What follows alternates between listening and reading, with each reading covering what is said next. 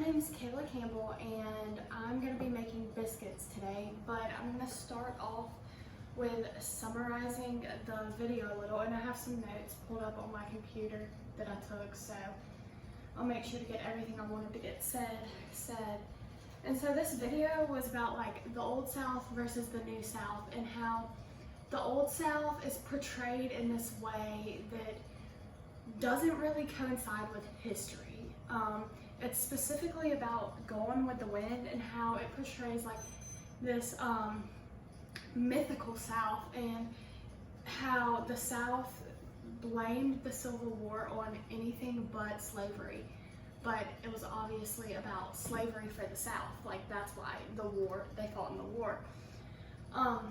Gone with the Wind depicts like this mythical South of perfect live oak trees going down, and plantation homes, and big fluffy dresses, and happy people all around, when that wasn't the reality for, I'd say, probably like 80% of the South, you know? There were plantations, but they weren't all this huge, gorgeous homes, and, you know, it doesn't portray the truth. I mean, it portrays some of the truth, but you know what I'm saying. Slavery was not accurately depicted at all in Gone with the Wind. They portrayed the slaves as happy in the fields and acting like they get to choose when they go to work or they leave work and when they have breaks, when actuality that was that was nothing. Like, they had nothing to do with that. They were told what to do. They had like given rules. They weren't free. They were enslaved.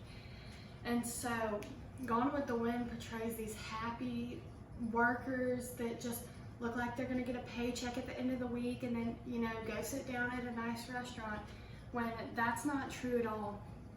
So they act as if the enslaved people were happy. So one of the speakers on the video, which really intrigued me, said that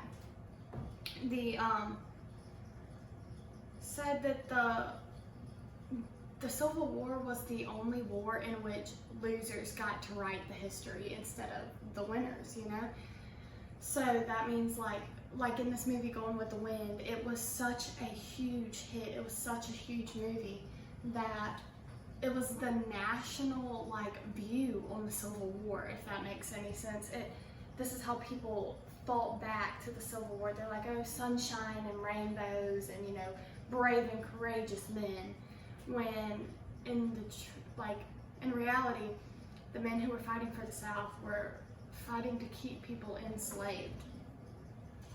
So when the South lost the war, the white men of the Confederacy were devastated, because not only were they men who lost a war and that really took a hit to their pride, but they were the first American men to lose a war. And so that was very, very upsetting for them, and their wives really they really leaned on their wives, and their wives kind of had to pick up the pieces. And so all of these Confederate statues that we see nowadays, which are, even from when this video was made, they're completely different views on the Confederate statues. The speakers in the video talk about how the statues were meant as a memorial for mothers who had lost their sons and husbands, and this memorial showed the brave and courageous acts, when in reality it might mean that to the white people of the South, but to the black people and enslaved people, they portray these men who fought to keep them locked up and enslaved. And so, you know, in this video, they didn't really say anything about the controversy of the Confederate statues, but in today's time, I'm talking June 11th, 2020, these Confederate statues are being taken down, and I mean, everyone has an opinion on it, and it's just, it's history being removed, but it's also history that might need to be in a museum and not on public display. So these Confederate statues weren't as big of a controversy, and I guess people were still feeling as if they didn't really have a huge say-so in that, as to why they weren't, as to why it wasn't a bigger controversy sooner. But what the video did touch on that was very controversial and scandalous was the Confederate flag. Even, I guess, since the Civil War, it's been a big controversy. And you know, a lot of Southern men and even Southern women, white Southern men and women, they fly this flag with pride and they scream the words heritage, not hate. And I guess that's true for them, but the heritage that comes with that flag is heritage that does not need to be. The flag represents the Confederacy and how the Southern white people, were fighting to keep people enslaved when, and that's what that flag represents to them, to African Americans or black people of not just the South but everyone, and that's why it's so, ready for the biscuits, and that's why it's so controversial. And as one of the speakers in the video said, he said it is heritage, but it belongs in a museum. So everyone, it's again one of those things that everyone has their opinion on, but you know. And the video goes on to talk about World War II and how it really caused the change that the Civil War did not. You know, the South was still very segregated, but all of these soldiers came back from World War II where they fought for the country as a whole, as a unit, and didn't matter if they were black, white, Hispanic, you know, they fought for the country. And so they wanted to be given rights, and which makes a lot of sense. And so the video talked about how how white people began to realize that they couldn't hate on Hitler for having his prejudices and his racism towards certain groups and people, and they realized they would be huge hypocrites if they still segregated white and black people. But white men, you know, they knew change was going to come, and knowing it's coming and being happy about it, I guess, is completely different things. So they knew it was coming. Were they entirely happy about it? Not really. White people and black people both have, they both have completely different memories or views on how the Civil War went down, and the memories they have from it, or they gathered from that, and the views just are completely separate, but they're intertwined, and that's what creates history, you know? So the views might be completely different, but together they are how the actual history went down and why there was, you know, even a war. And the video goes on to discuss about modern day South, and they really emphasize New Orleans as the the epitome of the modern day South and what has come of the enslaved people, and how the enslaved cooks and workers really had an influence on New Orleans culture. And I'm sure you know about New Orleans, but it's seafood central. They have amazing food, you know, all these creations, and it's New Orleans. It's New Orleans. And so one of the speakers compared New Orleans to gumbo and says it's full of everything, but it's so good. But everyone in that city builds each other up, and they built each other up after the Civil War, after Hurricane Katrina hit, and they literally lost everything. And so the people of that city really do represent the love that people have for each other in the South. And I wanted to mention my notes. I wanted to mention that Dr. Ruby Bird, I really liked this video. It explained things in a way that, well, one, doesn't offend people, because everything offends somebody, you know? People are very offensive these days. And so my favorite author, I love The Help. It is my favorite book. I've read it like 5 times. And Catherine Stockett, her words are so kind.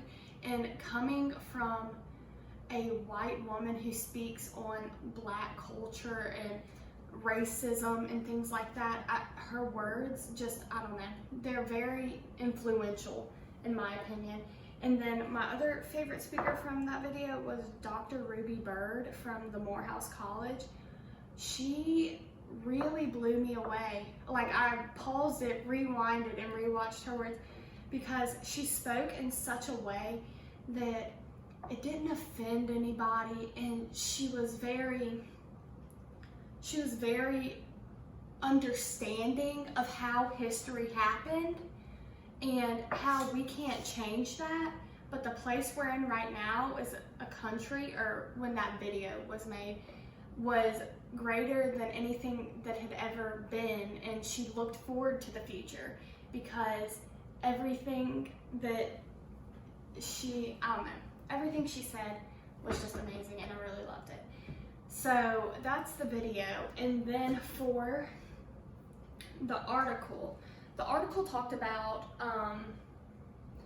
enslaved women, enslaved cooks for like George Washington and all of these enslaved cooks, and how it has crafted the Southern culture and the Southern food and the Southern soul food, as some would say.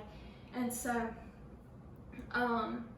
it talks about how the cooks not only had to cook, but they had to watch children, and they had to multitask, and they cooked from sun up to sundown, and even had to get up in the middle of the night and cook.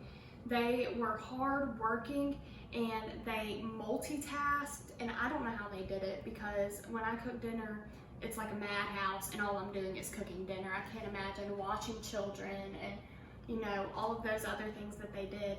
And then the article goes on to talk about how what they cooked really influenced the Southern culture. And I know I just said that, but the things that they cooked, you know, for their masters. So their masters had guests over, and they're like, oh, this food is delicious. And it's not like they're complimenting the master on the food. They're complimenting the slave, and of course the master feels great about having the good food, but it's not the master's food, it's the slaves. But the master took credit for everything. They're like, oh, thank you. Like, they know it's not theirs, but I guess it's just the society back then, it was theirs. So when people thought of the South, they thought of this delicious food, and they put white people's faces with the delicious food. And so it was just the whole, not stigma, but the whole culture of Southerners having amazing, you know, home-cooked soul food. And this was all thanks to the slaves. They influenced the culture so greatly, and that's why a lot of people, or not a lot of people, but some brands have, like, the black woman, like Aunt Jemima has, you know, the black woman holding the syrup, and then Popeyes is finger looking good with the founder, who is a black woman. And we look at these things and we're like, oh, we know it's gonna be good because, you know, it's got a black woman or a black person on it, and they create such beautiful meals. And so that's really what this article is about. And it does also talk about how poorly the slaves were treated as cooks. They barely got any rest. They worked from, like I said, sun up to sundown, but they also got called, it's so sad, a bell got rung, like they're calling a dog or something. A bell got rung by the masters and the slaves had to come and prepare a meal at 2:30 in the morning, or yada yada yada, whatever time, if a guest showed up, if a traveler showed up, anything. And so these slaves were treated awful, as most slaves were, but the influence they had on Southern culture is undeniable. It's the Southern soul food, it's the home cooked meals, it's the grandma's cooking, it's all from the influence of those slaves. So that is it about the article, and I'm gonna go ahead and shut. Oh, I did not, don't do that. Almost restarted it instead of making it go to sleep.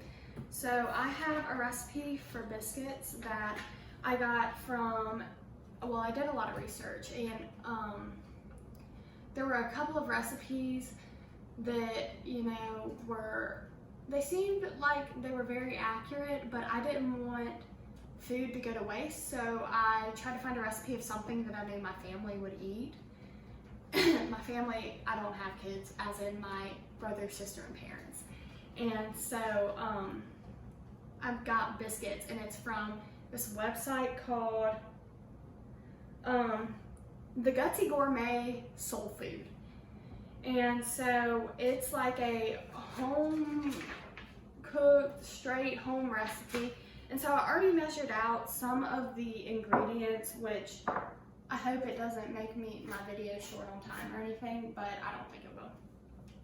So preheat the oven to 400 degrees, did that, and grease a pan with shortening, and I did that. Okay, so now we need, let me wash my hands.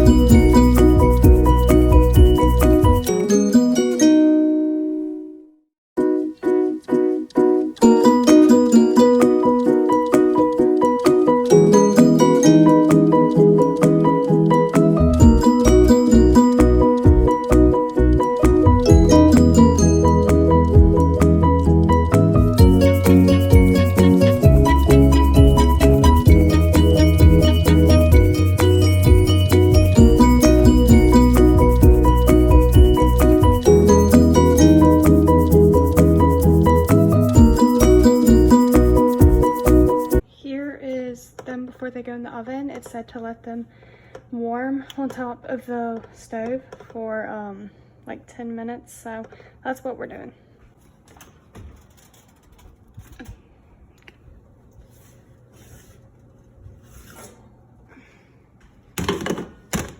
And this is them straight out of the oven.